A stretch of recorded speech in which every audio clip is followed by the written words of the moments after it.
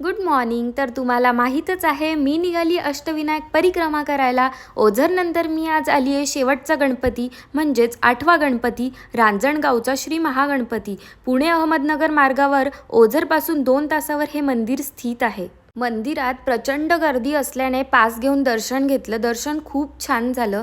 तर तुम्हाला माहीत आहे का, हे पूर्वाभिमुख मंदिर अशा प्रकारे बांधलेले आहे की दक्षिणायनात सूर्याची किरणे थेट मूर्तीवर पडतात.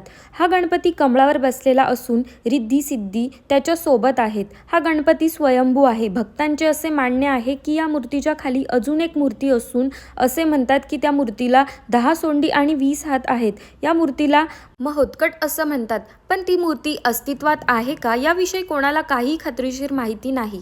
ही स्वयंभू मूर्ती पूर्वाभिमुख आहे. गणपती मांडी घालून कमळावर आसनस्थ आहे. त्याचे कपाळ एकदम रुंद असून त्याची सोंड डावीकडे आहे.